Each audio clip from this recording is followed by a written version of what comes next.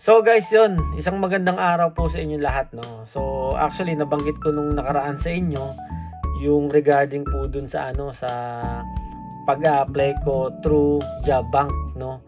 Actually isa siyang website na kung saan sobrang daming trabaho, no, na pwede mong applyan dito sa Canada, no. So guys, yun, tuturo ko sa inyo at panoorin niyo to. So guys, from browser. So type lang natin yung JobBank. Okay? Then lalabas yung site na yan, yung may logo ng ng Canada, yan. So JobBank, then kiklik mo lang siya, guys. Then pag click mo diyan, ito lalabas, guys, yan. Yan ang lalabas. So may example diyan, tapos location, ganon. So since ang ang industriya natin is cook. For example lang to, guys, ha. So cook. Yan. So depende rin yan, guys. Kung ano yung profession mo, pwede mong i-type diyan. Yan. So example natin is cook. Yan. Tapos syempre, ang location is Canada. So pag na-type niyo na, click niyo lang yung browse. Tapos, guys, ayan yung lalabas.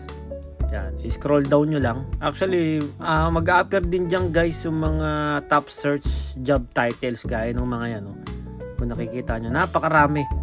Yung mga number na yan, guys, yung nasa gilid ng mga profesyon, ayan yung mga ayan yung mga available na trabaho dito.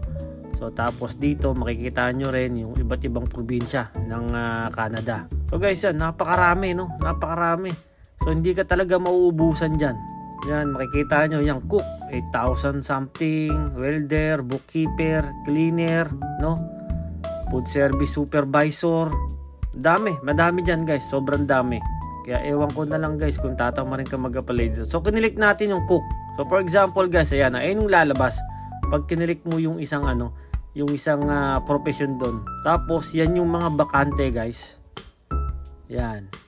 So puro cook yan, guys, cook. Tapos makikita mo din dyan yung salary mo, kung magkano ka per hour, ganun. Tapos yung lugar, yung pangalan ng company. So yan, makikita mo dyan, guys. So try natin i-click tong isa. Yan. So ito, guys, yung lalabas. Yan, makikita mo dyan yung job details, kung magkano ka per hour, yung shift mo, kung kailan ka mag-i-start, kung ilan yung bakante. So nakalagay dyan, guys, verified. So ibig sabihin, legit talaga yan. So sa tingin ko, guys, hindi ka ma-scam dyan. Kasi dito talaga ako nag-apply, guys. So syempre, hindi naman ako na-scam or hindi naman ako na-loko, no? So as much as possible yan, pag nakalagay verified, automatic yan. So guys, dito rin makikita nyo yung overview, no? Yung education mo, yung languages, experience, no? Tapos yung work setting, kung ito ba yung restaurant or bar, nasa urban area. So ibig sabihin nasa syudad siya, guys. Tapos, guys, makikita mo rin dyan yung responsibilities mo, yung mga tasks mo, kung ano ba yung magiging trabaho mo doon. So andyan lahat, guys, nakadetalye talaga. Tapos mayroon dyan yung transportation, no? Work condition, nandyan lahat, no? Tapos, guys, i-scroll nyo lang pababa, no? Tapos mababasa nyo dyan, show how to apply. So click nyo lang yung show how to apply. So ito yung lalabas. So guys, meron dyan dalawang klase kung paano ka mag-apply. Meron dyan nakalagay by email or by fax. So ang ginawa ko, guys, kinilik ko yung by email. So andun yung guys, andun yung kung saan ka mag-i-email. So yan, automatic yan, guys, mag-a-appear yan. Tapos, guys, yan ang lalabas. So i-type nyo lang dyan sa may subject kung ano ba yung in-applyan mo or applying for a position, ganun. Tapos i-attach mo lang dyan yung resume mo or yung CV mo.